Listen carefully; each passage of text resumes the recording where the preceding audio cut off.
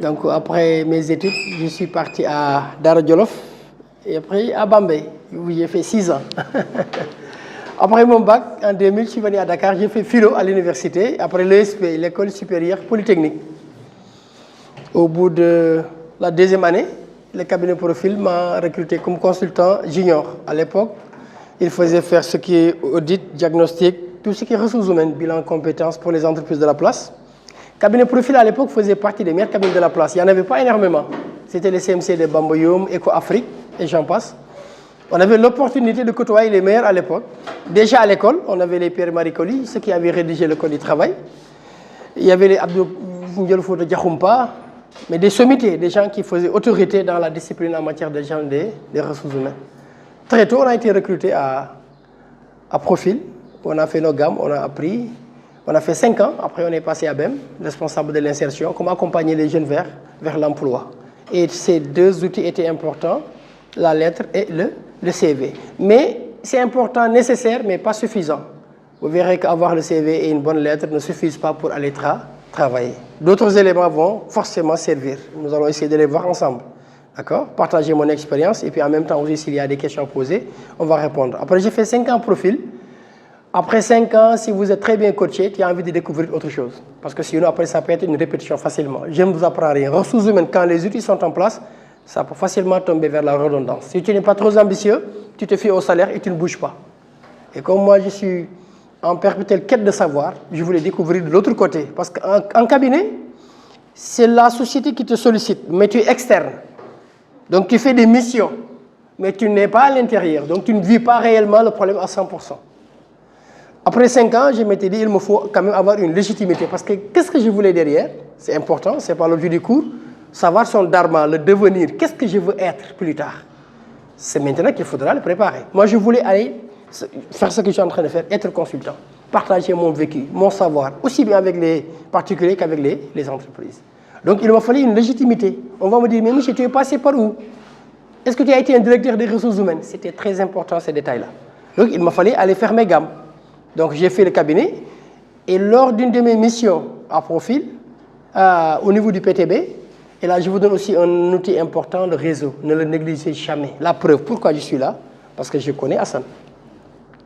Et je reviendrai pourquoi je suis, en fait, dans la seconde phase de ma carrière. Avant, c'était en entreprise. Il fallait aller étudier d'abord, c'est très bien. Faire ce que je voulais, la philo. Parce que moi, la question de l'être m'a toujours intéressé. Pourquoi nous sommes là? Quelle est notre mission sur cette terre? Qu'est-ce que nous allons devenir? Comment nous allons l'accomplir? C'est des questions qui m'ont tout le temps interpellé, même en philo, hein, et jusqu'à maintenant. Donc il fallait après trouver une formation qui me permettait de continuer ce que je voulais faire. C'était la gestion des ressources humaines. Et par chance, j'ai trouvé des mentors. Là aussi, c'est important. Si vous lisez le livre de Joseph Campbell, Le voyage du héros, mais c'est exactement ça. À un moment, on a besoin de quelqu'un pour nous coacher, pour nous accompagner. J'ai plus de 15 ans d'expérience, mais jusqu'à maintenant, j'ai des coachs. Il y a des décisions, je ne les prends jamais sans avoir consulté quelqu'un. Ce n'est pas possible. Donc, jusqu'à maintenant, ça me sert. C'est des gens qui ont beaucoup d'expérience de par leur vécu. Après, maintenant, la mission, j'ai été recommandé par un ami au DAF du PTB. Le réseau, il est très important. Ne le négligez jamais. Et le réseau, c'est qui? C'est moi, l'entourage le plus immédiat, les professeurs, les collègues, même le chauffeur du DG qui habite votre quartier, qui est votre ami, il fait partie de votre réseau. Le coiffeur, le boutiquier, le gars du pressing, tout le monde fait partie de votre réseau. Et ne les négligez pas. Ils peuvent vous être très utiles dans la vie. Et moi, ça me sert jusqu'à maintenant. Avoir des collègues avec qui on a d'excellentes relations, avec qui vous avez laissé un excellent souvenir, c'est des gens demain qui vont vous recommander. Ils vont faire votre propre promotion sans que vous leur demandez ça. Parce qu'ils ont gardé un excellent souvenir de vous. Ils ont accès à des zones où vous, peut-être, vous n'avez pas accès. C'est à ce niveau-là que ça se passe. Un jour, j'étais en train de prendre un déjeuner au niveau de la SICAP chez ma sœur. Il m'a dit, écoute, PTB est en train de trouver un auditeur pour un diagnostic RH. J'ai dit, bon, ça m'intéresserait, pourquoi pas. Je l'avais fait en 2007 avec Metal Afrique au niveau de Profil. Et l'histoire s'est répétée. Après la mission qui a duré 3 mois, j'ai présenté un rapport. C'est pour juste détecter les anomalies. On fait audit de conformité. Est-ce qu'il y a les process? On regarde. Si le processus existe et conforme à ce qui devrait se faire ou pas. D'accord? Après, on décèle les dysfonctionnements, les maladies, comme on dit. Après, il faudra corriger, apporter des anomalies pour dire est-ce que tu as un organigramme? Non, il faut qu'on le fasse. Est-ce que les hommes sont au bon endroit? Ce qu'on appelle adéquation en poste. le profil. Très bien. Après, on fait la réduction des écarts. Après 3 mois, ils m'ont dit, le conseil d'administration nous demande de prendre un directeur des ressources humaines. Est-ce que ça te conviendrait de venir? C'était un dilemme. Le choix va intervenir au courant de votre parcours. Il va faire un très bon choix. Sinon, vous risquez de le regretter. Et pour ça, vous avez besoin parfois d'être coaché. Je venais de mettre en place un cabinet avec le DG de cette école. On a travaillé ensemble, M. Sek Ousmane. C'était vers 2012-2013. Donc, on était des parents d'abord. Après, on a collaboré. J'ai gardé d'excellents souvenirs d'ailleurs de cette collaboration. On avait mis un cabinet qui plaçait et qui formait les jeunes en développement personnel à l'époque. Mais lui, dans sa tête déjà, il voulait une école. Ça veut dire qu'il savait déjà. Et moi, je voulais être un directeur des ressources humaines. Donc, quelque part, cela s'est réalisé pour chacun. Après 3 mois, on m'a proposé le poste. J'étais hésitant parce que je voulais continuer avec le cabinet. Mais je me dis, tiens, peut-être l'expérience me permettra de mieux rebondir. Savoir aussi faire des bons choix, c'est important. J'ai arrêté et j'ai intégré le petit train de banlieue où j'ai fait 4 ans. Je pensais que j'allais faire une aventure de 1 à 2. On a fait 4 ans, qui était très riche d'ailleurs, avec les cheminots, un peuple très compliqué. Mais si vous parvenez à les apprivoiser, la cohabitation va être facile. Donc il fallait passer par la communication. La première chose à étudier quand vous êtes dans une entreprise, c'est de dire, je me trouve dans quel type de société. Il y en a 4. Si vous ne les connaissez pas, il peut y avoir des problèmes. Il y a une société clanique. Quand le niveau est un peu faible, c'est-à-dire qu'ils vont prendre des gens par reconnaissance. Ton papa était là, son papa part à la retraite ou bien il décède, on appelle le fils. Le fils n'a pas forcément les compétences du vieux, mais par reconnaissance, on peut prendre son fils. Souvent, vous retrouvez ce cas. C'est souvent des sociétés parapubliques ou bien carrément de l'État. Le secteur privé, c'est très difficile. C'est une société clanique. Une société clanique, en général, le niveau n'est pas très élevé, mais il y a un sentiment d'appartenance très élevé, très fort. Parce que pourquoi? C'est des parents, des amis, des gens du quartier, du village. Il arrive souvent de voir dans une même société, dans un même atelier, le papa, la maman, voire même parfois le fils. Parce que, exactement. Alors, ces gens-là, si vous y êtes, et que vous ne parlez fort d'aller vers eux pour briser cette glace et se faire accepter, la collaboration va être très, très, très difficile. Donc, le métier RH n'est pas seulement les compétences qu'il vous faut. Il vous faut autre chose après. L'empathie, la considération, surtout le sens de l'écoute. La disponibilité. Moi, je pratiquais la politique de la porte ouverte.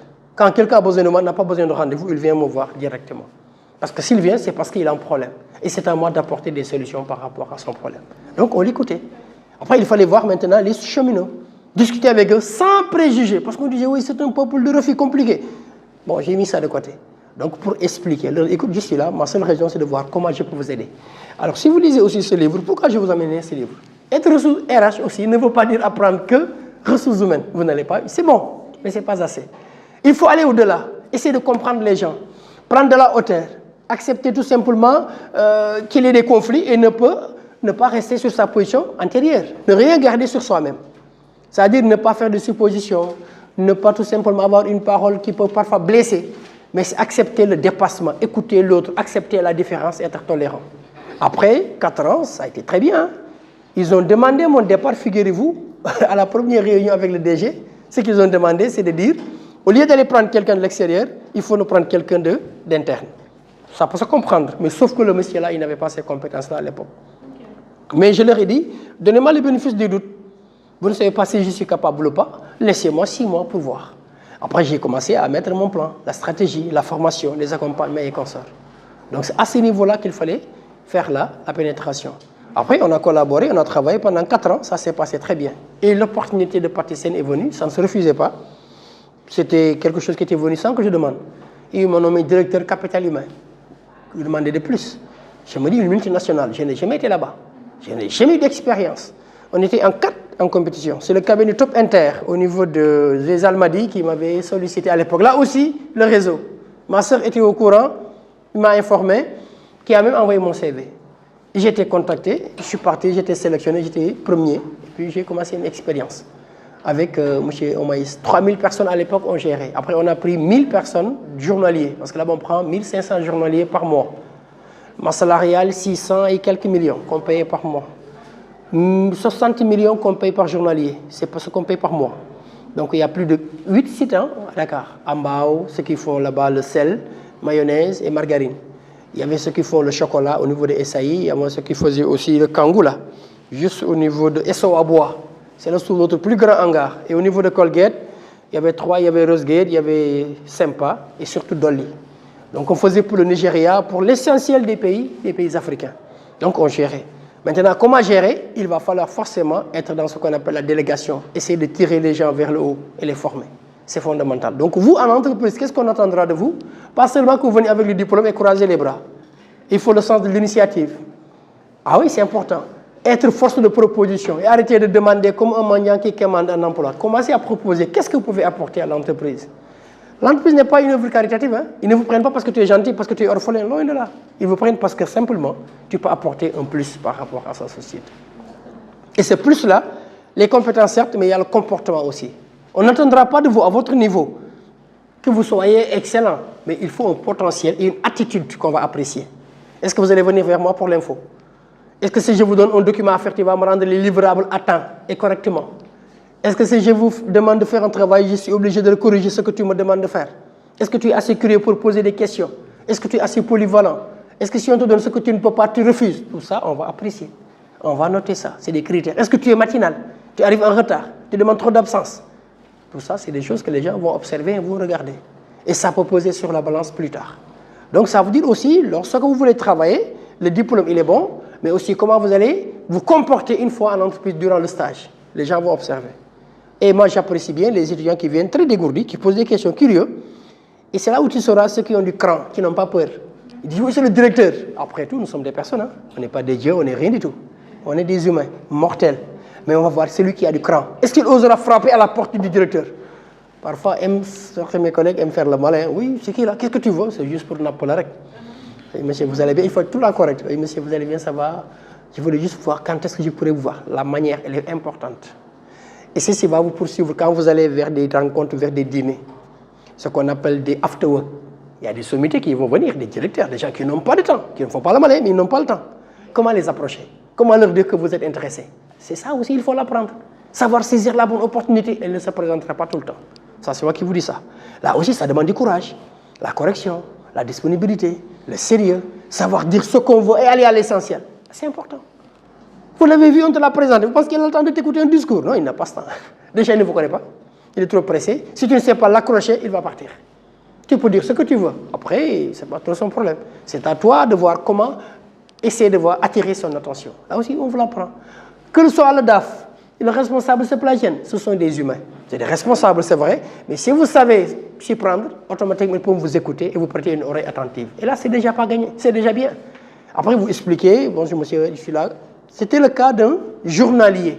À Patisen, il y a des journaliers qui ont Master 2 et qui ont fait 5 ans là-bas comme journalier. Moi, je n'avais que du respect pour ces gens-là. Mais celui-là, il avait du cran. Il m'a vu descendre de ma voiture. Hop, il est venu me voir. Monsieur Ndiaye, ça va? Ça va très bien.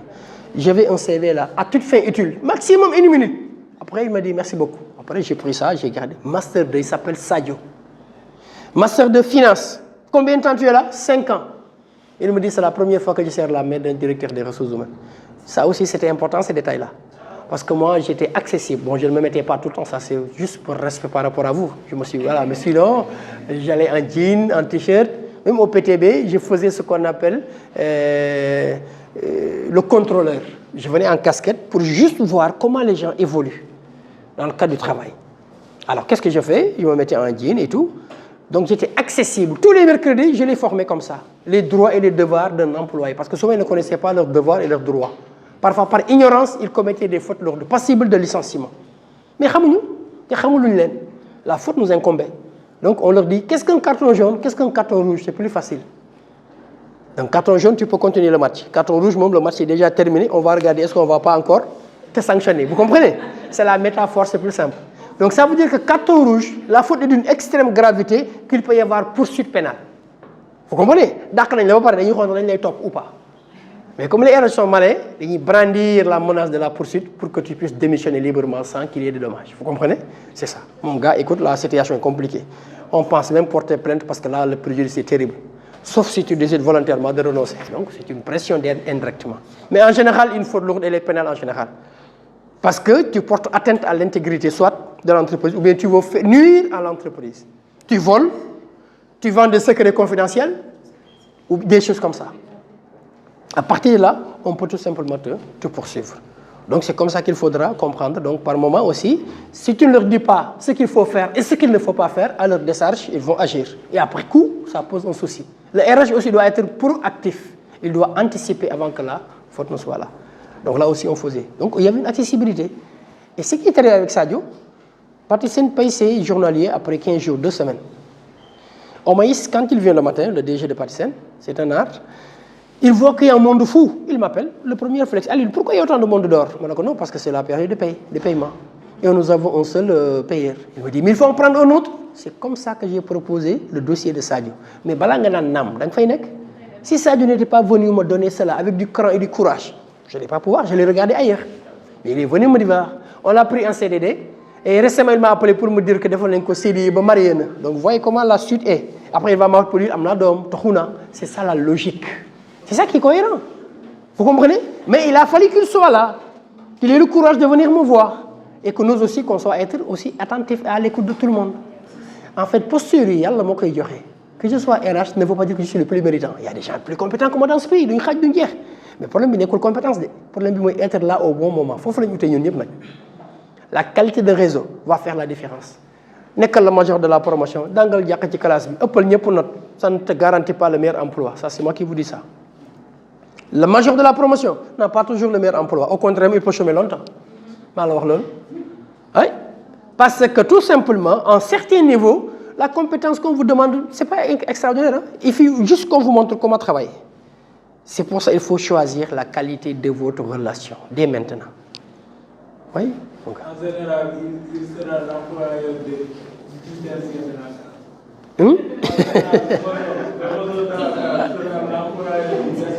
C'est possible, mon gars.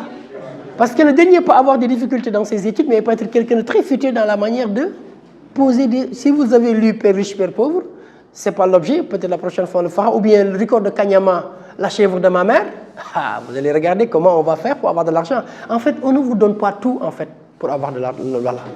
On ne vous donne que des connaissances à l'école, et on ne vous dit pas demain, quand vous aurez de l'argent, comment gérer ça. On ne vous l'apprend pas. On vous apprend peut-être gestion financière, oui, mais comment gérez-vous vos finances? Comment il faudra gérer votre argent que vous gagnez, le salaire là? Il n'y a pas de cours par rapport à ça. On vous laisse à vous-même. Et les banques vous amènent. Ils vont vous amener à la guillotine. Et vous... c'est ça. Parce qu'ils vous donnent tout, c'est un cadeau empoisonné. C'est à ce niveau-là que ça se passe. Maintenant, il n'y a pas de conseil, il n'y a pas d'accompagnement, il n'y a pas d'échange, comme ce que nous faisons. C'est pour ça qu'il faut leur tirer de ces mérites-là. Ils ont de l'expérience, ils travaillent, et puis malgré tout, ils viennent partager avec vous vos expériences. Nous, on n'avait pas ça. Si vous en avez, il faut en profiter, et c'est exactement ce qu'il faut faire. Donc après, Patisen, je suis retourné à mes... Bon, les cabinets m'ont contacté, mais à un moment, je me dis, il faut quand même se lancer, avoir ce courage-là. Et j'ai mis en place mon cabinet. Je l'avais mis en 2015 avec Ousmane. Après, cette fois-ci, quand même, je suis seul, Horizon Énergie. Ce que nous faisons, c'est partager, parce que la chance que j'ai à Patisen, ils ont des procédures mais terribles. Parce que mon prof, moi, j'ai remplacé mon professeur. Semou Diouf, c'est un éminent professeur de gestion des ressources humaines à l'ISN. C'est lui qui m'avait aidé. Pendant qu'il était mon prof, je l'ai remplacé à Patisen. C'est cocasse, non? Mais c'est des choses qui arrivent. J'ai remplacé mon prof. Alors, ça veut dire quoi? Ce qu'il m'enseignait à l'école, j'ai la possibilité de retrouver ça sur le terrain. Donc, c'était pratique pour moi-même. Et lui, il venait où? Nestlé Colgate. Ça veut dire qu'il y avait des process mais terribles. Ils sont très bien. Quoi qu'on dise, si vous voyez quelqu'un de Nestlé, quelqu'un de Colgate, non, c'est du balèze. Hein? Non, il y en a. Un RH de Nestlé, c'est différent des autres.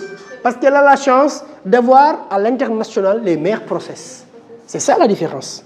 La preuve, moi j'ai fait 4 ans à Patisen, au PTB. Quand je suis parti à Patisen, c'est la première fois que je voyais certaines procédures. Hein? Ça veut dire quoi? Il y avait un choix. À Patisen, on te paye un très bon salaire. Juste pour vous expliquer dans la vie, si vous regardez que l'argent, vous n'allez jamais progresser. Et cela peut vous arriver. On vous donne un bon salaire, on vous donne un véhicule, on vous donne le logement, on vous donne le téléphone. Ça, c'est le minimum des choses que vous pouvez toucher, sans compter les autres avantages. Ça veut dire quoi? Si tu ne regardes que là, tu peux dire, bon, écoute, fille, mom, là, il faut une retraite, comme la mine Sambali, fille, mom, là, retraite. C'est un danger. Il faut élever et aiguiser vos esprits. Ça, c'est un conseil que je vous donne. Il m'a dit, j'ai double mention, c'est bien. Quand je vois quelqu'un comme ça, c'est de la volonté. Élevez, aiguisez vos esprits. Allez-y, renforcer vos capacités. Cela va vous donner beaucoup plus d'autonomie. Et surtout de responsabilité. Et l'argent va venir avec. Parce que vous êtes cadre. De facto, il y a des avantages qui viennent naturellement. Et c'est important. Vous savez, vous connaissez Messi, Lionel Messi. Messi, qu'il y ait un changement d'entraîneur ou pas, ce n'est pas son problème. Pourquoi? Et il est bon parce qu'il joue, il va jouer. Regardez, il y a un nombre d'entraîneurs qui passent. À chaque fois, il joue. Pourquoi? Parce qu'il est bon. Vous aussi, la première chose à faire, c'est d'être bien dans votre domaine. Ah, ça, c'est important. Être un champion administratif si vous êtes RH ou bien vous êtes comptable. Après, vous allez développer votre management, votre comportement, la responsabilité, le sérieux, le travail bien fait, le réseau, la relation. C'est des choses qui vont venir. Ce n'est pas inné, mais ça s'apprend tout le temps avec les autres. Après, maintenant, tu vas construire maintenant ton projet. Qu'est-ce qu'il me faut? Il me faut bâtir quand même des compétences. Il me faut bâtir un réseau. Après, je vais essayer de progresser. Après, je vais là, ce que je vis, c'est le sommet. Pour être carrément directeur supply chain ou bien directeur logistique à ce niveau-là. Mais pour y aller, il me faut certes mes compétences, mais il me faut aussi d'autres compétences additionnelles, comme le réseau, le soutien des autres, et surtout la recommandation de mes pairs. Elle a dit une chose importante tout à l'heure, les RH ne se connaissent pas, mais pour l'essentiel, on partage ce qu'on appelle la NDCP à l'époque. D'accord? Et Aspect RH actuellement avec Alpha Diallo qui le dirige. Momodou, bon, c'est l'essentiel de nos amis, ou bien il y a Momodou Diallo. Diallo était mon prof à l'ESP, après on a été collègues. C'est à ce niveau-là que ça se passe. Lorsque vous êtes ensemble, tout le temps, eux, ils vont être saisis par leur responsable, leur réseau. Et qu'est-ce qu'ils vont faire? Ils vont te recommander. Et être recommandé par ses pairs, non seulement c'est du respect, mais cela montre aussi de la crédibilité que tu as à saisir. Parce qu'ils ne recommandent pas n'importe qui, parce qu'il va de leur image et de leur crédibilité aussi. Donc si tu te fais recommander par tes pairs, ça veut dire beaucoup de choses. Parce que ici, Dakar Ngandoula, Nyepa Khamante en général, pour l'essentiel, on dit Nyepa Khamante, moi, il est responsable. Les grandes sociétés qui font 1000, il n'y en a pas beaucoup. Ces gens-là se connaissent. Ils se parlent entre eux. Quand tu prends Socosim, ou bien quand tu prends ICS, ou bien tu prends Compagnie Super Sénégalaise, et Patisen, en général, c'est des gens qui font plus de 1000 et quelques. Sinon, pour le reste, c'est entre 400, 300, voire même cet intervalle-là. Donc, ceux qui ont la possibilité de gérer 3000, on les compte sur les doigts d'une main. Il n'y en a pas beaucoup. Donc, forcément, ils doivent se connaître en général. C'est comme les cabinets de recrutement sérieux. Il y en a beaucoup. Il y en a aussi qui font autre chose. Mais ces gens-là se reconnaissent. Et qu'est-ce que maintenant j'ai décidé de faire? Quand j'ai quitté, j'ai été contacté par DPO, mais je ne suis pas parti. Mais ça, c'est volontaire. Qu'est-ce que je veux faire maintenant? Avoir une autonomie. Parce que aussi, quand vous faites RH pendant un moment, on n'a pas tout le temps aussi la légitimité de tout le temps faire ce que nous voulons. C'est fou. En général, c'est le DG souvent, ou bien l'administration, ou le chef qui vous conditionne en vous dictant certaines choses. Il y a deux choix. Rester bénéficiant des avantages et faire ton projet d'avenir jusqu'à un moment et partir, ou bien rester et être coco vide. Parce que souvent aussi, les décisions se prennent à notre niveau. C'est la réalité. Ça dépend des types de sociétés. Il y a des sociétés où le RH n'est là que pour servir de faire valoir. Mais les décisions se prennent derrière. Est-ce que tu as envie de rester là ou d'aller ailleurs? Ça dépend de ta personnalité et de ton cran. Quand tu es bon, tu n'hésites pas, tu ne doutes pas. Si tu ne trouves pas les conditions de travail, tu dis écoute, c'est très bien, mais je m'en vais ailleurs. Mais beaucoup ne savent pas démissionner parce qu'ils n'ont pas trop le choix. Et c'est à vous maintenant de faire en sorte d'avoir le choix pour l'avenir. Comment j'ai fait pour rencontrer Badiane? Medican m'a été recommandé par la directrice marketing de Patisen à l'époque, qui m'a appelé tard dans la soirée. Il me dit Alioune, écoute, il y a quelqu'un qui m'appelle pour un poste là, médical. Donc, si c'est pour rester, c'est pas possible. Si c'est pour avoir 2 jours là-bas d'intervention, je suis tout à fait ouvert. C'est comme ça que le contact a été établi. J'ai rencontré la directrice, docteur, on a échangé, discuté. Elle me dit je te veux en interne. Donc, je peux te proposer quelqu'un d'autre. Mais il est difficile pour moi de rester toute une journée dans une société pendant une semaine. Ça, je ne pense plus que je vais le refaire. Mais ça, c'est personnel. Parce que j'ai 15 ans déjà d'expérience, je l'ai déjà fait. Pour moi, donc il faut faire autre chose. Par exemple, venir partager avec vous. Je donne des cours dans beaucoup d'écoles, hein, mais de développement personnel, de management, comment connaître le sens de votre vie, tout ça, le dharma, qu'est-ce que la loi spirituelle, qu'est-ce que donner et recevoir signifie pour vous, qu'est-ce que la loi du karma, la loi du retour. Moi, je suis plus dans ça. Faire des team building, faire des voyages, avoir des partenaires, aller au Canada, rencontrer des gens pour développer l'humain. Moi, je suis plus dans ça. Qu'on me demande de venir pour accompagner la société, de faire progresser, que de rester tout le temps dans une société et de vouloir apporter des changements, parfois ça peut être difficile. Au bout de 3 ans, parfois on n'écoute plus ce que tu dis. C'est un consultant qui viendra pour que le DG accepte ce que tu lui disais depuis des moments. Et pourtant, c'est une réalité. Parce que tu n'es plus audible, on ne t'entend plus. Et moi, je n'ai pas envie d'être dans cette logique. C'est comme ça que j'ai rencontré maintenant Medican. Après, il y a Sunda, ceux qui font les couches là, au niveau de Sindia. Donc, je vais là-bas 2 fois dans la semaine. Donc, ça fait près de 6 mois. Donc, je vais faire les procédures RH, tout ce qui est ressources humaines. Donc, on va les accompagner. Les fiches de poste, après les organigrammes, le règlement intérieur, l'évaluation, le bilan de compétences. Tout ça, il faudra les accompagner pour mettre ça en place. Après, faire le recrutement pour eux. Après, tu les formes. Moi, je préfère dans cette logique. Après, je fais ça pour Codex. C'est une société française qui est dans la logistique. Donc souvent, ils m'apprennent aussi la même chose. Tu fais le diagnostic, tu identifies. Et c'est varié. C'est là où tu vas te rencontrer que même tu as des limites qu'il faudra aller compléter par la formation. Qu'on ne savait pas tout. Tout ce que je sais, c'est que je ne sais rien. Ah oui, attention, hein, on a des limites, hein, on ne sait pas tout. Le consultant ne sait pas. En tout cas, moi, je suis un consultant qui ne sait pas tout. Ah oui, je ne sais pas tout. Ce que je sais, je le fais bien. Et ce que je ne peux pas faire, je vais demander à quelqu'un d'autre qui le fait bien. Même la formation, je ne suis pas spécialiste de tout.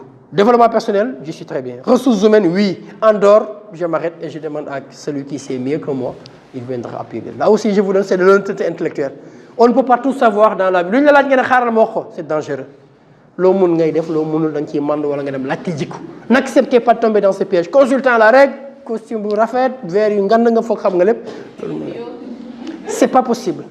On a des limites techniques dans la vie.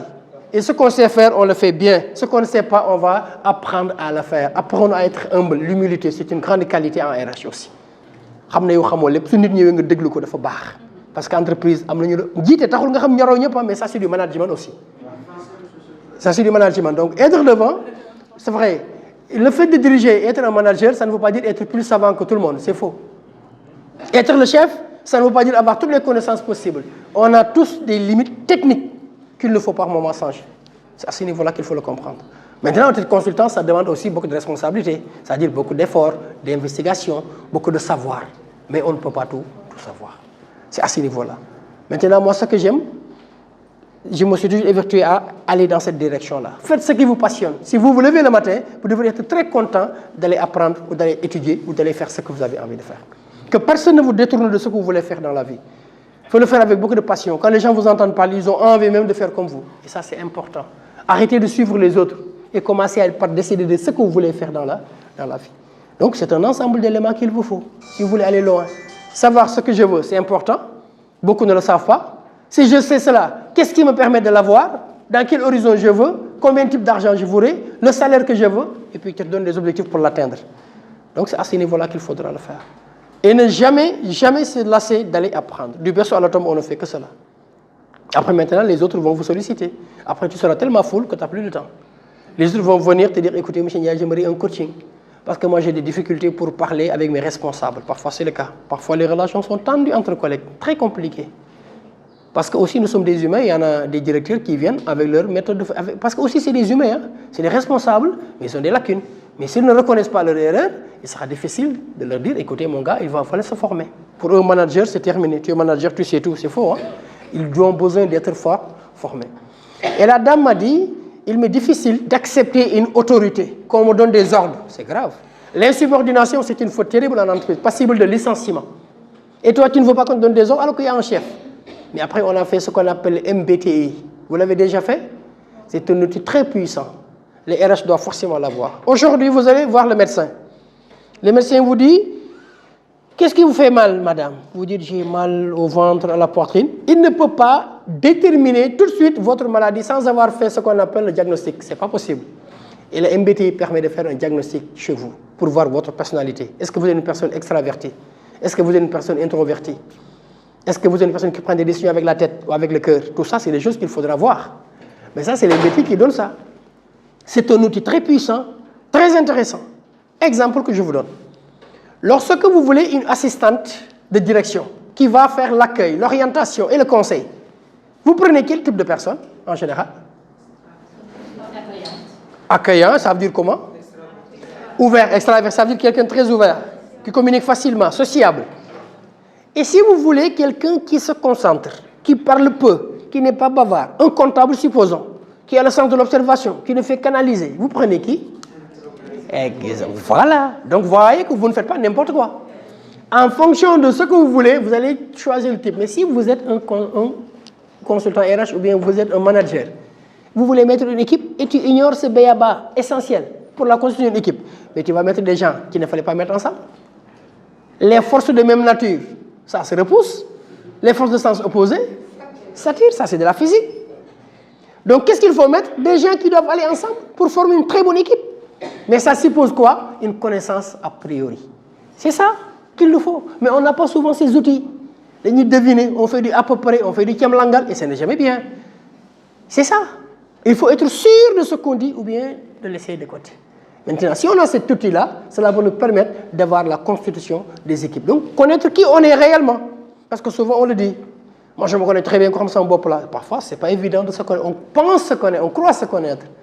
Mais croire se connaître n'est pas réellement se connaître. Donc, c'est le MBTI qui nous permet de savoir qui nous sommes réellement. Donc, tout ça, ce sont des éléments aussi qui vont permettre demain de connaître qu'est-ce que vous voulez pour y aller. Donc, quand je sais qui je suis, là où je vais y aller, ce qu'on appelle le dharma, je vais voir les éléments qui vont m'accompagner. La compétence et le réseau vont venir. Après, maintenant, qu'est-ce qui va? C'est maintenant faire ses preuves. Mais on ne peut pas théoriser si on n'a pas une bonne pratique. C'est exactement qu'il faudra le faire.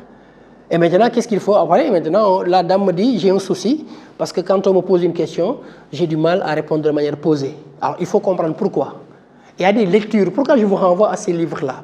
Parce que souvent, ils donnent des débuts de solutions. Il y a un livre de Lise Bourbeau, Les 5 blessures pour découvrir qui nous sommes réellement. Il y a le rejet et l'humiliation qui occupent une place importante. Quand on est échangé, Lise Bourbeau, après je vous donnerai la bibliographie. Lise Bourbeau, Les 5 blessures de ce qui nous empêche d'être ce que nous sommes. En fait, c'est un ensemble d'éléments, je donne comme ça. Avec Hassan, s'il accepte, on peut prendre par exemple une matinée, on dit aujourd'hui on ne fait que MBTI. Vous comprenez ce que je veux dire? C'est un océan. Il n'y a pas une course de vitesse, hein. On ne pourra pas tout faire, c'est clair. Mais on peut dire aujourd'hui, on fait le MBTI. On va vous révéler qui vous êtes réellement, ou bien qui vous prétendez être. Après, la prochaine fois, on va dire, on va vous aider pour voir quel est votre dharma, qui vous êtes, qui vous prétendez être. Après, on va voir Viktor Frankl. Lui, il sait très bien cela. C'était un rescapé des camps de concentration. Il nous a montré lui comment il a fait pour trouver son pourquoi. On doit tous trouver notre pourquoi ici. Donc c'est comme ça. Ça, c'est des rencontres pour échanger, c'est vrai, parler de manière générale, mais on peut aller en profondeur dans certaines choses. Et dans des détails, parce que pour chaque discipline, ça peut nous prendre facilement 4 heures. Et pour ne pas trop vous faire patienter davantage, c'est pour ça que je vous dis, je l'évoque comme ça, mais au besoin, je sais que je suis trop pris, mais dans la vie, on a tout le temps 5 minutes pour ses frères. C'est important dans la vie. On peut être trop pris, mais avec Hassan, on peut trouver des créneaux. Ce matin, j'étais en engagement. J'avais un engagement ce matin qui me prenait toute la journée, mais j'ai dû écourter pour venir vous parler. Et je ne peux pas rentrer sans le faire par courtoisie, par respect. Mais dans d'autres circonstances, on peut trouver une matinée où nous allons prendre un thème que nous allons développer en profondeur. D'accord? Et je vous donne des bibliographies, vous lisez, après on le fera avec Hassan s'il le souhaite. D'accord? Donc voilà en général, moi, ce que j'ai fait, pour vous laisser poser des questions si vous en avez, pour vous montrer qu'il y a possible d'arriver à son but. En tout cas, moi, ce que je suis en train de faire, c'est ce que j'ai toujours voulu faire. Mais je me suis donné les moyens pour le faire. Pourquoi je vous ai parlé de Bambey et consorts? On peut réussir dans la vie en étant ici au Sénégal, Djodofi, Maguefi. Parce que ce que je suis devenu là, même si j'étais parti à Harvard, je ne pouvais pas être plus que directeur des ressources humaines. Ce n'est pas possible. Au sommet, il y a le directeur général. Et si tu n'es pas son fils, il est rare d'avoir le poste là. C'est très compliqué. Donc il faut aller être là. Donc je le comprenais. Je savais que, voilà ce que je voulais, c'était un directeur capital humain. Oui? Voilà. Donc c'est à ce niveau-là. Donc je me suis donné les moyens pour y aller. Je voulais être philosophe, je suis devenu philosophe. Je voulais passer par un cabinet, j'ai fait 5 ans. Je voulais une internationale, je l'ai obtenu. Et là, je donne des accompagnements. Je partage mon expérience avec les autres. Maintenant, ce que je veux, c'est aller maintenant vers l'étranger, avoir de l'expérience dans le team building, parce que les entreprises sont malades. Les gens sont gérés d'une manière, si on ne fait pas attention, mais cela va conduire au suicide beaucoup de gens. Parce qu'il y a trop de personnel dans notre manière de gérer. Règlement de compte de Fiop, tu verras de quel bas je me chauffe, tu ne sais pas qui je suis, c'est très compliqué. Diaye affaire, diaye mana, diaye daraja, c'est très compliqué. Si on ne fait pas très attention, les gens ne vont pas faire carrière. Il y a trop de règlements de compte, trop de partis pris au détriment des compétences et ce n'est pas normal. Et je veux être autonome, pouvoir le dire partout où je suis, sans crainte. Mais pour ça, il va falloir aller assurer ses arrières. Et être autonome financièrement, gérer ses affaires, avoir d'autres rentrées d'argent qui n'ont rien à voir avec ce que tu es en train de faire comme consultance. Vous comprenez? Là aussi, c'est important. Quand on veut pouvoir dire ce que nous voulons, il va falloir aussi pouvoir être capable d'assurer ce qu'on appelle l'autosuffisance financière. Sinon, les gens vont faire tout pour vous contraindre. Donc, moi, je voudrais apporter des solutions à l'entreprise, leur parler. Quand je suis venu au niveau des médicaments, c'est comme ça. J'écoute tout le monde. Ce qu'on me dit, mais je ne tiens pas compte. Les mots m'intéressent. Ce que tu me montreras, je vais en tenir compte. Et puis maintenant, faire ce qu'on appelle la pensée positive. Aller prendre au niveau de chacun ce qui est positif et en faire ce qu'on appelle l'intelligence collective. Si vous lisez le livre de Napoléon Hill, Réfléchir pour devenir riche, c'est au niveau du 10e chapitre. Très fort. L'intelligence collective veut dire quoi? On va prendre le sport, le football. Pour avoir une très bonne équipe, ce n'est pas forcément des individualités. Vous comprenez? On peut avoir la preuve. Manchester City a une très belle équipe en termes d'individualité et pourtant ils n'ont pas encore gagné la Ligue des Champions. Ça veut dire quoi? Pour gagner, il nous faut quoi? Conjuguer l'effort de tout un chacun. La solidarité, ce qu'on appelle le management d'équipe. Le dépassement de fonction. Exemple, lors de la Coupe d'Afrique, quel est le latéral qui avait centré pour obtenir le penalty pour le Sénégal? Très bien. Qu'est-ce qu'il est? Latéral. Actuellement, ça c'est... Donc c'était un latéral. Un latéral, sa fonction première c'est quoi? Et pourtant il est parti centré. Pourquoi? Parce que quelqu'un l'avait secondé pour prendre sa place. C'est une forme de solidarité. Vous comprenez ce que je veux dire? Tout le monde ne peut pas tout faire. Si je suis une entreprise, j'ai besoin d'un comptable. J'ai besoin de vous en tant que spécialiste de la logistique. J'ai besoin d'un marketeur. J'ai besoin de gestionnaire des ressources humaines. J'ai besoin. Ça veut dire quoi? D'autres compétences qui vont venir. Les mettre ensemble, en tirer une quintessence et les faire travailler ensemble. Mais pour que cela se passe, il y a 3 étapes. La première, c'est qu'on appelle la dépendance. Il faut quitter cette phase-là. Vous êtes à l'école, on vous donne des enseignements, vous n'êtes pas autonome. Donc vous êtes très dépendant. Vous ne savez pas tout. Mais vous allez quitter cette dépendance pour aller vers où? Oui, l'indépendance, l'autonomie. Être autonome, ça veut dire que tu sais faire, tu as été enseigné, initié, tu es capable. Maintenant, il faut quitter cette indépendance pour aller où? Pour voir qui va trouver. Il y a la dépendance, on la quitte pour aller vers l'indépendance, c'est très bien. On quitte l'indépendance pour aller vers où? On quitte l'indépendance pour aller vers l'interdépendance, ce qu'on appelle l'intelligence collective. Donc c'est des étapes, c'est des phases. Maintenant, pour aller vers l'intelligence collective, l'interdépendance, il faut être indépendant. Et pour être indépendant, il faut être bon. C'est des préalables.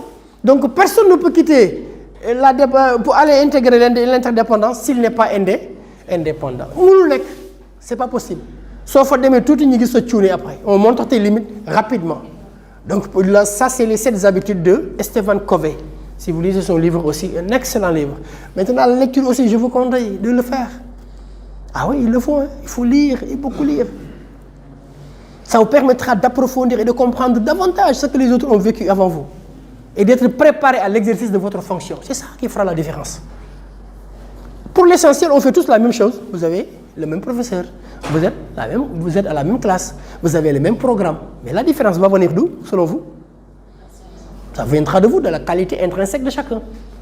Moi, il n'y a pas de temps que je ataaya, les njoben, les kitché, bouchonko, nante, et n'y a pas de c'est une différence.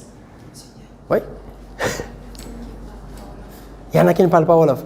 Très bien. Donc, ça veut dire quoi? Lorsque vous voulez faire des dépassements de soi, vous ne faites pas comme les autres. Vous acceptez de faire beaucoup de sacrifices, mais vous allez voir les résultats derrière.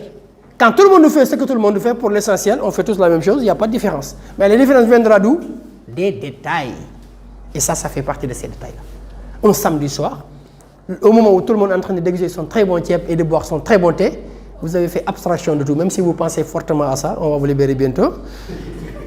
Pour être ici, c'est bien, mais c'est des sacrifices et j'apprécie. Moi-même, j'étais malade depuis 1 semaine. Mais Hassan a tellement insisté que je me dis, même ma sœur a perdu son mari à Gambie.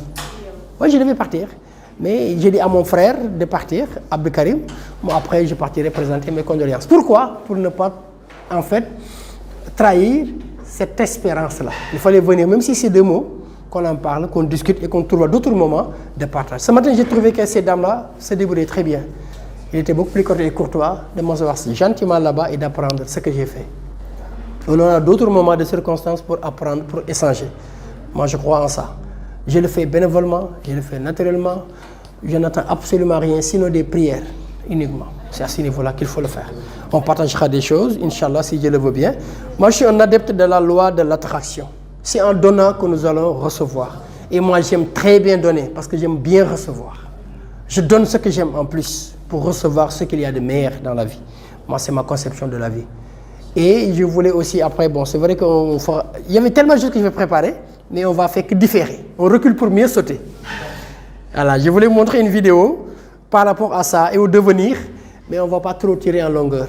Il y aura d'autres moments de partage, Inch'Allah Rabbi. Ce matin, il fallait aller dans cette direction-là, des CV, c'est une étape. Après, le réseau, il est important. Comment bâtir son réseau? C'est à des niveaux. L'importance du réseau, aller vers les optowork, les salons, les rencontres, tout ça c'est important. Prendre leur contact et souvent faire son CV comme ils l'ont dit et envoyer. Et surtout savoir préparer un entretien. Tout ça c'est des choses qu'il faut. Comment s'habiller, la manière de s'asseoir, les questions qu'on pose, les questions pièges, la négociation salariale. Si vous voulez ça, même faire l'objet de notre chapitre pour ne pas trop bâcler cette partie-là. Comme ils ont pris la peine de bien faire les CV, les lettres de motivation, prenons le temps de bien faire l'entretien. Vous comprenez? Moi, je suis un partisan, il faut y aller étape par étape. Rien ne sert de courir après partir à temps. On va y aller étape par étape. Et puis, comme c'est un cheminement pour la vie, on aura largement de tout faire. On est d'accord? Voilà ce qu'Assane, je voulais dire, par quand même. Vous ne pouvez pas ne pas le faire. Hein? Serigne Saliou, je pouvais ne pas le saluer. Lui, je le connais. Serigne Saliou, puis quand on se connaît, là, finalement? En première année, Oui, quelle année encore? 2016. Ah, là, 2016. Depuis 2016, je vais vous dire une chose importante. Là aussi, c'est une technique qui m'est propre et je le partage avec vous. Je ne prends jamais les étudiants comme de simples étudiants. Je les considère comme de futurs partenaires. C'est ma conviction de la vie. Je ne vous considère jamais en l'état T. Jamais. Je me projette tout le temps. Celui-là, on était en classe. Pourquoi je l'appelle Seigne Fall? Lui, c'est mon marabout. Il est très porté religion, chassaïd. D'ailleurs, il m'a tellement imbibé de ces chassaïds-là que je ne peux plus m'en passer. Donc, il m'a invité dans le chassaïd. On regarde ensemble. Donc, il m'a offert un camil qui est dans ma voiture. Donc, on partage beaucoup de choses. Un garçon d'une politesse mais incroyable. Disponible comme pas possible. Quand, par exemple, ma voiture, je ne l'ai pas, il suffit que je l'appelle. Il me trouve un chauffeur et une voiture. Si ce n'est pas possible, c'est lui-même qui vient pour conduire pour moi. Et mieux, c'est lui sur le gâteau. Je lui dis, mais sincèrement, ma femme là a son frère qui ne travaille pas. Il m'a dit, donne-moi son CV. Et depuis lors, il l'a recruté. Ça veut dire quoi? Après, j'ai dit à ma femme, parce qu'il me disait, oui, toi, tu es trop proche avec les étudiants. Alors que tu n'as rien compris. Toi, tu les considères étudiants, moi, je les considère partenaires. C'est ça la différence. Donc, on n'était pas sur le même longueur d'onde. Moi, je voyais loin.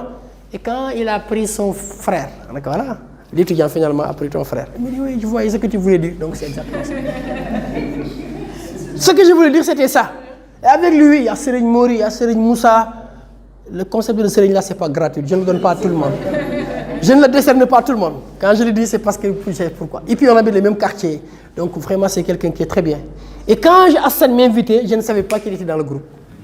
Et j'ai accepté, voilà, parce que Hassan est venu me dire, j'ai des jeunes que je veux aider.